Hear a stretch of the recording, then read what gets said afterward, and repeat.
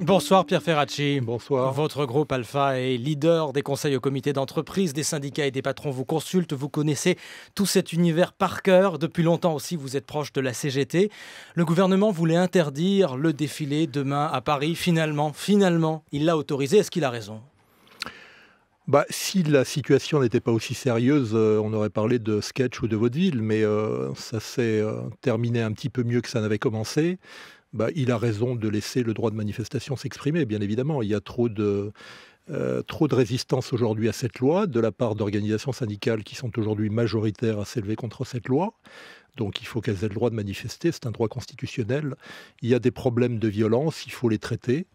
On peut en parler effectivement. On a une police de qualité qui, si elle a des ordres clairs, peut régler le problème des casseurs, à mon avis, sans beaucoup de difficultés. Est-ce que vous êtes sûr de cela ? Car les policiers, y compris ceux qu'on entend au micro de France Info, disent que ce n'est pas si facile que ça. Non, ce n'est pas facile parce qu'on a affaire à des gens très déterminés, entre parenthèses qu'on qualifie d'ultra-gauche, il y a sûrement un terme de trop dans cette expression, qui ont visiblement... C'est-à-dire ? Je crois qu'ils ne sont pas plus à gauche qu'à droite. Ils ont surtout une volonté délibérée de mettre en difficulté les syndicats, de les assimiler à des terroristes, comme certains les traitent ces derniers temps. Et donc ce sont des gens extrêmement déterminés, extrêmement violents, mais on a une police, encore une fois, de qualité, courageuse, qui, quand elle a les moyens de faire son travail, et malgré les difficultés de l'heure, il y a effectivement le problème du terrorisme, le vrai, le problème de l'euro, qui est aussi un problème sérieux, mais quand elle a les moyens, est capable de gérer ces individus. Je rappelle quand même qu'ils sont assez faciles à identifier dans les manifestations. Tout en noir, des cagoules, des casques, des petits sacs, des petits éléments dans les mains. Je crois que si on donne des directives et des moyens aux autorités policières, à la gendarmerie comme à la police, elles feront leur travail et le feront bien. Et la responsabilité des syndicats, des organisateurs de ces manifestations ?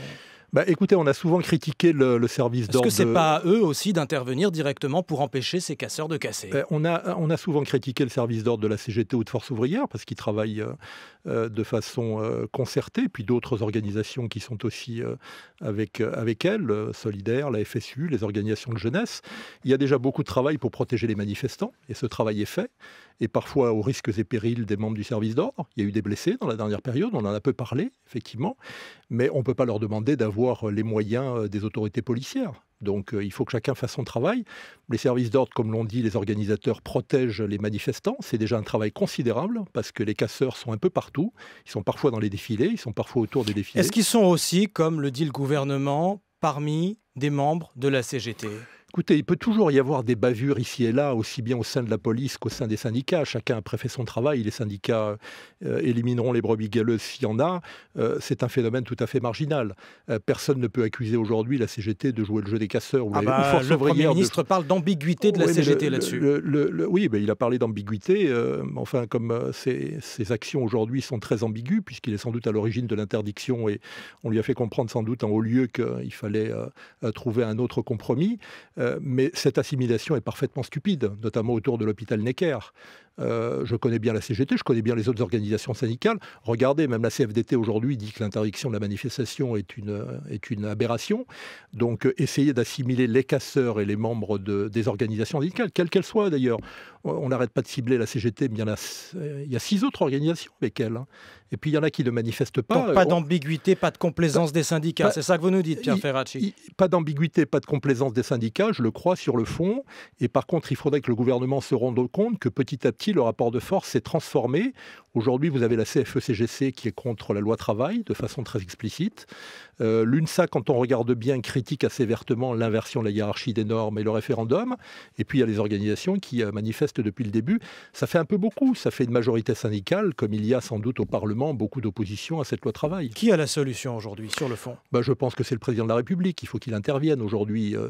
Dans les institutions de la Ve République, quoi qu'on en pense, on attend du président de la République qu'il traite ce genre de crise, plutôt qu'il ne participe à des primaires réservées à une partie de la gauche.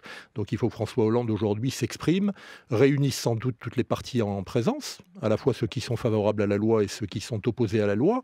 Mais il y a quand même un cri de colère qui s'exprime depuis des semaines et des semaines maintenant, qui est toujours très élevé. Quand on prend les sondages, même quand on critique les casseurs ou parfois quand on les assimile aux syndicats, ce qui est encore une fois une aberration, il y a une opposition à cette loi qui est quand même extrêmement marquée. Il faut que le Premier ministre s'en rende compte parce que là, il est dans une forme de radicalité qui ne permet permet pas de sortie de crise. Ça, c'est votre conseil au gouvernement et au président de la République. Que conseillez-vous maintenant? Ce sont aussi vos interlocuteurs, aux syndicats et à la CGT en tête. À la CGT, à Force ouvrière, pourquoi vous la séparez? Vous les séparez toujours. C'est pas toujours le cas d'ailleurs. Ils ont parfois des divergences à traiter, mais là, je trouve qu'ils sont dans une opération concertée avec les autres organisations assez remarquable. Ils ont fait preuve depuis quelques jours quand même d'ouverture. On parle un peu moins de retrait. Vous trouvez que c'est de l'ouverture? Mais quand on demande à Est-ce que c'est pas plutôt de l'obstination? Quand on demande à discuter de l'article 2, à le réécrire, on n'est jamais que dans la foulée de Michel Sapin, de Bruno Le Roux, de Anne Hidalgo, des frondeurs aussi. Donc il y en a beaucoup qui demandent qu'on revoie l'article 2. C'est une forme d'expression que le Premier ministre devrait entendre. Quand on demande à rééquilibrer les relations entre la branche et l'entreprise, vous savez, on cite souvent le cas allemand. En Allemagne, quand on parle de normes, la branche joue un rôle structurant très important dans les négociations, très très important, pour les grandes entreprises comme pour les petites.